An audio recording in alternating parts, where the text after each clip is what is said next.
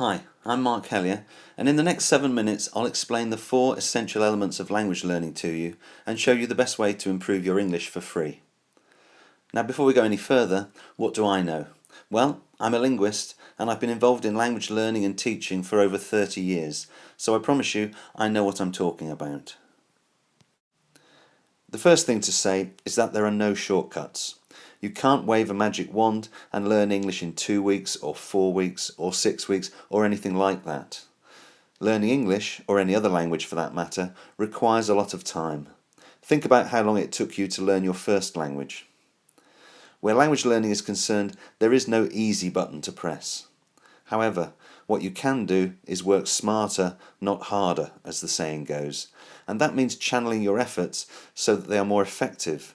And this is where I can give you some helpful tips.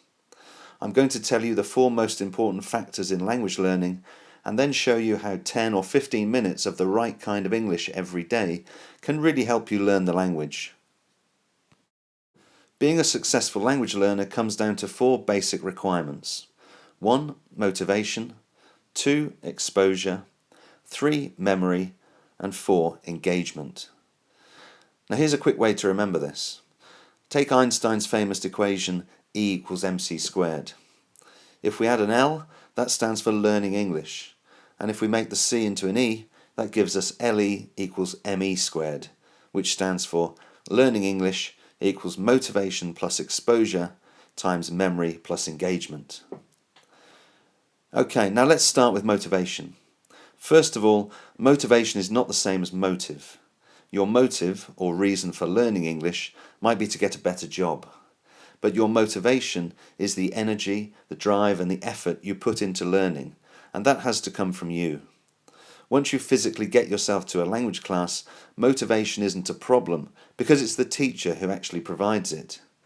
He or she asks you questions, sets you tasks, and gets you listening and speaking, reading and writing. It's when you're not in a language class, and that's most of the time, that motivation is the problem. It has to come from within you, and that's often the most difficult part about learning a foreign language, a lack of self-motivation. Now let's move on to exposure. By this, of course, I mean exposure to the language. Without regular exposure to the language, you won't make any improvement. Now 20 or 30 years ago, this in itself would have been a problem. It wasn't at all easy to get regular exposure to written or spoken English if you weren't in an English-speaking country. But with global access to the internet, things are completely different now. English in all its forms is accessible everywhere, 24 hours a day, and of course it's free. The problem now is deciding which English is useful for you. And here the magic words are comprehensible input. Now what does that mean? Well, exactly what it says. For the language to be useful, you have to be able to understand the meaning it conveys. If you're a beginner, just listening to a radio broadcast of someone speaking at normal speed about a subject you know nothing about is not going to help you improve. In fact, it would probably be quite frustrating and demotivating. So as a learner, you need help with understanding meaning, and this is why language classes are initially very useful. Because you're listening to a teacher who's providing lots of help to make sure you understand what they're saying. The teacher speaks clearly and slowly, repeats things, uses hand gestures and other visual aids, etc. The problem is that going to a language class once or twice a week does not provide enough comprehensible input, so progress is very slow and often results in learners giving up. Learners sometimes tell themselves that this is because they're just no good at languages, or that the teacher wasn't very good. But the real reason is simply they're not getting enough exposure to the language, not enough comprehensible input. The third requirement for language learning is memory. Without memory, there is no learning, and research suggests that we forget a massive 75% of what we learn after just 48 hours. So if you can't memorize things, a great deal of the time you spend studying will be wasted. So the question is, how do we memorize things best? And the answer to this is through emotional connections and repetition. We are much more likely to remember words if we read or hear them in some meaningful way, such as in a story, or in a joke, or in an interesting fact, or in the lyrics of a song. And we are much more likely to remember words we hear frequently, so spaced repetition is also important. That brings us to the fourth and final requirement, which is engagement. Now, what does that mean? Well, it means connecting with the language, which can only happen when you're genuinely interested in what you're reading or listening to. So if you're interested in skateboarding, for example, read about skateboarding. If you're not, don't. Only you know what really interests you. It may be music, cars, rock climbing, or anything else. But whatever your interests are, read about them in the language you're trying to learn.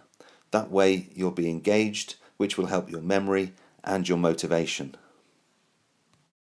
So most unsuccessful language learners are simply not getting enough exposure to the language, not getting the right kind of exposure, and not getting it frequently enough.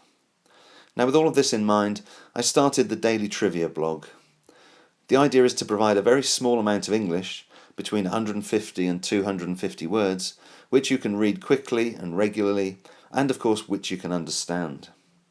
Each post has an image of the day, events from history which happened on that day, a quote of the day, and a random fact. I've also chosen a song for each week, and this selection is based on the lyrics of the song and how clear they are. The idea is for you to get into the habit of regularly reading and listening to short bits of meaningful English on a variety of subjects, which is much better than trying to learn lists of words or grammar rules without any real context. And of course, you can leave comments on anything you read. Ultimately, language learning is not about attending a class and having the teacher magically transfer the language into your head. It's about you developing behaviour that gives you regular exposure to the right kind of language. So check out dailytrivia.weebly.com, get into the habit of reading it every day, and leave me a comment to let me know what you think. Okay, thanks for listening, and I hope you found this useful.